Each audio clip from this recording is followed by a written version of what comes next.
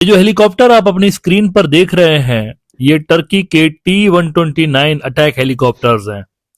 Indian media ने ये दावा किया है कि बांग्लादेश टर्की से ये हेलीकॉप्टर खरीदने जा रहा है और इसी साल यानी कि फिस्कल ईयर 2025-26 में ये डील फाइनलाइज करने की वो कोशिश कर रहे हैं। अस्सलाम वालेकुम जी, welcome back to my channel. Hope आप सब बिल्कुल ठीक ठाक होंगे। मेरा नाम सुमैन है, आप देख रहे हैं सुमैन रिएक्शन बंगला। यहाँ पे जी बांग्लादेश बाय करने जा रहा है Turkish attack helicopters T-129 attack helicopters. और ये न्यूज़ सुन के इंडियन मीडिया पे तूफान बरपा हुआ है कि आखिर बांग्लादेश ये अटैक हेलीकॉप्टर्स टर्की से क्यों बाय कर रहा है, क्योंकि यहाँ पे जैसे इन्होंने कहा कि इसका अगर इस्तेमाल जोरो फाइटर टाइफोन्स के साथ किया जाए तो वो बहुत बहुत ज़्यादा उसको बेहतर तरीके से इस्तेमाल किया जा सकता है। बांग्लादेश अपनी डिफेंस की ताकत को कितना ज़्यादा मजबूत कर रहा है, अभी आप लोग सारी रिपोर्ट शेयर करेंगे और इंडियन मीडिया इस चीज़ को एक्सेप्ट कर रहा है। अभी आप लोग साथ पहले रिपोर्ट शेयर करते हैं, वीडियो को आखिर तक देखें। चैनल पे न्यू है तो चैनल को सब्सक्राइब और बेल आइकॉन को क्लिक करें। सो चलते हैं, देखते हैं वीडियो। ये जो हेलीकॉप्टर आप अपनी स्क्रीन पर देख रहे हैं, ये टर्की के T-129 अटैक हेलीकॉप्टर्स हैं। इंडियन मीडिया ने ये दावा किया है कि बांग्लादेश टर्की से ये हेलीकॉप्टर खरीदने जा रहा है और इसी साल यानी कि फिस्कल ईयर 2025-26 में ये डील फाइनलाइज करने की वो कोशिश कर रहे हैं ताकि इसकी जो डिलीवरीज हैं वो 2027 तक यानी कि आना स्टार्ट हो जाए। इसकी वजह यह है कि यूरोफाइटर टाइफोन जो बांग्लादेश खरीदने जा रहा है उसकी भी डिलीवरी कमोबेश इसी वक्त में स्टार्ट होगी और इस दोनों को मिला के इंडियन एक्सपर्ट्स देख रहे हैं कि असल में T-129 जो है ये अगर यूरोफाइटर टाइफोन के साथ इस्तेमाल किए जाए तो ये लीथल कॉम्बिनेशन होता है। इंडिया का बड़ा न्यूज आउटलेट द वीक ने रिपोर्ट किया, after Somalia Bangladesh set to buy Turkish attack helicopter, why Dhaka wants T-129 attacks along with Typhoon jets explained. इसमें वो बता रहे हैं कि Turkish Aerospace Industries developed the twin engine tandem seat T-129 attack helicopters in collaboration with Agusta Westland. They can be used for counter insurgency border security. अब ये interesting बात है कि काउंटर इंसर्जेंसी तो चले खैर बांग्लादेश की जो लॉ एनफोर्समेंट एजेंसीज हैं वो तो वैसे ही उसको देख लेते हैं। ये खासतौर पर ये जो चिटागोंग हिल ट्रैक्स के इलाके हैं वहां पर कुछ इंसर्जेंट ग्रुप्स हैं, लेकिन असल जो इसका मकसद नजर आ रहा है इस हेलीकॉप्टर का वो बॉर्डर सिक्योरिटी नजर आ रहा है। और फिर वो कहते हैं and battlefield introduction missions in addition to providing close air support to ground forces. Battlefield introduction refers to operations where the objective is to disrupt, delay, or destroy enemy forces before they can engage friendly troops. Resupply options and reinforcement channels are closed during these operations, leaving the enemy with little to no option to thwart an upcoming ground offensive. तो ये जो helicopters हैं ये इस हवाले से important है। इन्होंने रिपोर्ट किया इंडियन एयरफोर्स ने कि बांग्लादेश ये वाले जो हेलीकॉप्टर्स हैं इसी साल बल्कि वो 2026 में ही उसकी जो डील है वो फाइनलाइज करने के लिए तैयार है।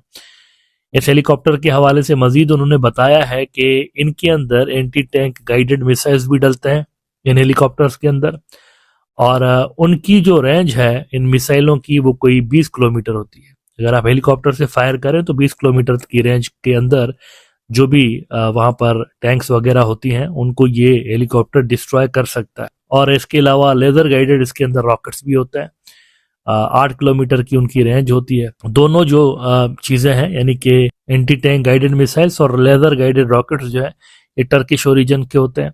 अच्छा, ये जो हेलीकॉप्टर्स हैं फिलहाल अगर हम देखें तो सोमालिया, नाइजीरिया और फिलिपाइन जो हैं उनकी फोर्सेस इस्तेमाल कर रही हैं ऑलरेडी। टर्की के अलावा इन तीनों मुल्कों की भी जो फोर्सेस हैं वो इस्तेमाल कर रही हैं। इसकी कॉस्ट के हवाले से कहा जा रहा है कि कुछ $600 मिलियन का ये आता है हेलीकॉप्टर। काफ़ी इसकी एक्सपेंसिव कॉस्ट नज़र आ रही है। नाउ ये जो टर्की और बांग्लादेश के दरमियान बढ़ती हुई मिलिट्री ताल्लुकात हैं इससे इंडियंस परेशान हैं। ये बात मैं पहले यहाँ पर मेंशन कर चुका हूँ कि इंडियंस परेशान है इस हवाले से। उनकी परेशानी की बड़ी वजह असल में यह है, वो कहते हैं ये जो चाइनीज़ हैं ये पाकिस्तानियों को भी और इनको भी बांग्लादेशियों को भी सबसे ज्यादा वेपन्स यही देते हैं। तो इनके वेपन्स के बारे में हमें कुछ आइडिया है चाइनीज के वेपन्स के बारे में, और हम जो पाकिस्तान के अगेंस्ट तैयारी कर रहे होते हैं तो उसमें ऑटोमेटिकली हमारी तैयारी फिर इनके अगेंस्ट भी हो रही होती है, बिकॉज इनके पास भी वही वेपन्स होते हैं, मेड इन चाइना वेपन्स। लेकिन टर्की जो है वो तो नेटो है, टर्की नेटो का मेंबर है ना, और उनके हथियार टोटली डिफरेंट है, और हम उससे हथियारों से ज्यादा कुछ फेमिलियर नहीं है। उनके हथियारों के बारे में हमारे पास कुछ ज्यादा इंफॉर्मेशन भी नहीं है और ना ही कुछ ज्यादा तैयारियां हैं, लिहाजा एक नई चीज है। और ये फैक्टर फिर इंडिया के जो एक्सपर्ट्स हैं उनको ज्यादा चिंतित करता है। ये बात द वीक के अंदर अगर आप देखें तो आज रिपोर्ट हुई है कि why is India more concerned about Turkey's defence footprint in Bangladesh than China's. China इतना मसला हम चाइना से फेस नहीं करते, टर्की से ज्यादा मसला फेस करते हैं इंडियन एक्सपर्ट्स जो हैं। कहते हैं Bangladesh is strategically diversifying it's defence procurement away from its traditional reliance on China bye significantly enhancing it's military cooperation with Turkey. ये सेम वही पाकिस्तान वाला यहाँ पर भी आपको एक पैटर्न नजर आ रहा है, पाकिस्तान का भी एग्जैक्टली यही पैटर्न है। उनके जो टॉप के वेपन के सप्लायर्स हैं उसमें चाइना के बाद ये भी आते हैं टर्की वाले, और बहुत सारे टर्किश वेपन्स ऐसे हैं जो कि पाकिस्तान इस्तेमाल करता है। एग्जैक्टली यही चीज अब बांग्लादेश की मिलिट्री में भी नजर आ रही है। कहते हैं as part of this increased defence cooperation Bangladesh once staunch regional ally of India has acquired Turkish systems like Bayraktar TB2 drones, Otokar Cobra TRG-300 armored vehicles, rocket launchers and Boran howitzers in recent years. और अब ये जो T-129 attack helicopters हैं by the way, वो भी इस list के अंदर आप शामिल कर लीजिए according to Indian media. Now वो कहते हैं कि however this increased partnership is causing concern for India according to an expert. The relations between India and Turkey remained strained, particularly after encouraged support for Pakistan during the May military conflict with India. अब ये भी बड़ी interesting बात है, कोई sir पैर आपको India की फॉरेन पॉलिसी का समझ में नहीं आता। बिकॉज अगर बात हम इसकी करें कि मई के अंदर पाकिस्तान के साथ जो जंग हुई है उसमें टर्की ने पाकिस्तान की सपोर्ट की है, तो टर्की से ज्यादा सपोर्ट तो पाकिस्तान की चाइना ने की थी बकौल इंडिया। उनके मिलिट्री के एक्सपर्ट्स खुद कह चुके हैं कि चाइना ने इनकी बहुत सपोर्ट की। तो क्या वजह है कि उनके साथ तो आप झपियां पा रहे हैं? अभी हाल ही में मोदी भी गया वहां पर चाइना, तो उनके साथ आपको कोई मसला नहीं है। यहाँ टर्की के साथ आप कह रहे हैं कि नहीं, इनके साथ ताल्लुकात खराब इसलिए हैं क्योंकि ये पाकिस्तान की सपोर्ट करते हैं। तो पाकिस्तान की ज्यादा सपोर्ट तो चाइनीज ने की हुई है, उनको क्यों गले लगा रहे हैं फिर आप? कोई सर पैर नहीं, जैसे कि मैंने कहा, कोई आपको लॉजिक नजर नहीं आती। ये पर्सनल लाइक्स एंड डिसलाइक्स का चक्कर है और कुछ भी नहीं है। वो मुस्लिम कंट्री है शायद और ये हिंदुत्ववादी है, तो ये भी फैक्टर हो सकता है। अदरवाइज अगर पाकिस्तान की हेल्प की बात की जाए तो वो चाइना ने ज्यादा की हुई है, उनके साथ ये ताल्लुकात नॉर्मलाइज करने पे आजकल बहुत ही काम कर रहा है। अच्छा, उसके बाद वो कहते हैं although India does not doubt the qualitative and quantitative superiority of its armed forces in the region, New Delhi is aware that its strategic comfort could be challenged. While India has been accustomed to managing China's regional influence, Turkey's defense industry export initiatives from a NATO nation present a new and distinct challenge for India. यानी ये जो Turkey वाला factor है, this is something new, ये हमने पहले नहीं देखा हुआ। इंडियंस कह रहे हैं कि पहले हमने इसको ज्यादा फेस नहीं किया हुआ, पाकिस्तान के साथ उनके ताल्लुकात हैं, लेकिन बांग्लादेश के साथ पहले हमने इसको नहीं देखा इतना ज्यादा कि इतने डीप लेवल के मिलिट्री ताल्लुकात दोनों के बनते हुए नजर आ रहे हैं। तो ये फैक्टर फिर इंडिया को परेशान कर रहा है और वो समझ रहे हैं कि ये उनके मफादात के खिलाफ है कि टर्की के बांग्लादेश के साथ ताल्लुकात इस तरह से डीप हों। लेकिन जैसे कि मैं कहता रहता हूं कि अब ये बदला हुआ साउथ एशिया है, बदली हुई दुनिया है, बदला हुआ रीजन है। अब किसी को कोई फर्क नहीं पड़ता साउथ एशिया में कि न्यू दिल्ली क्या सोचता है। वो पहले के दौर अलग थे, आज से 6-8 साल पहले आप कह सकते थे जब इंडिया कहता था मैं नहीं जाऊंगा, सार्क का इजलास अटेंड करने नहीं जाऊंगा क्योंकि पाकिस्तान में हो रहा है, तो बाकी के मुल्क भी नहीं आ रहे पाकिस्तान।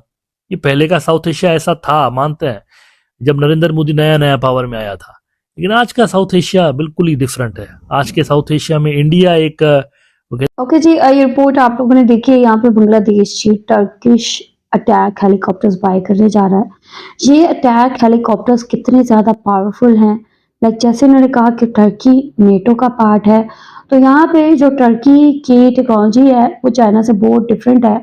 यही वजह है कि इंडिया को इस चीज़ को लेके बहुत ज़्यादा चिंता जनक बात है उनके लिए कि आखिर बांग्लादेश कौन कौन सी टेक्नोलॉजी बाय करेगा और बांग्लादेश अपनी डिफेंस की ताकत को कितना बढ़ाता जा रहा है कि कहीं हम पीछे ना रह जाएं। और यहाँ पे जाहिर सी बात है बांग्लादेश की डिफेंस की कुव्वत देख के इंडिया खौफजदा है, इंडिया खौफ का शिकार है और यही वजह है कि इंडिया की चिंता बढ़ती हुई नज़र आ रही है। बांग्लादेश ये अटैक हेलीकॉप्टर्स किस लिए बाय कर रहा है? यूरो फाइटर टाइफोन्स के साथ अगर इन अटैक हेलीकॉप्टर्स को यूज़ किया जाता है तो इसकी जो लीथल अटैक कैपेसिटी है वो बहुत ज़्यादा बेहतरीन हो जाती है।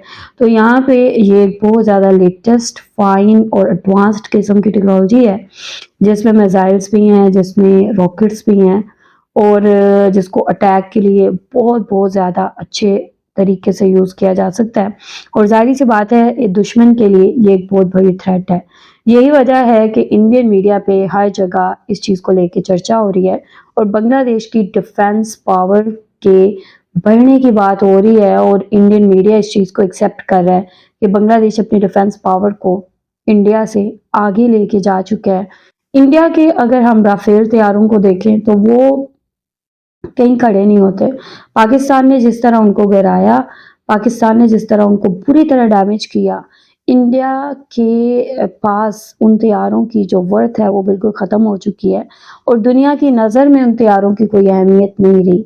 यही वजह है कि अब बांग्लादेश जो भी टेक्नोलॉजी बाय कर रहा है, अब वो भले ही चाइनीज़ है या भले ही वो टर्किश टेक्नोलॉजी है या यूरोफाइटर टाइफोन्स हैं, सारी एक से बढ़ के एक टेक्नोलॉजी है जिसके बाद बांग्लादेश की डिफेंस पावर इंडिया से बहुत आगे बढ़ चुकी है।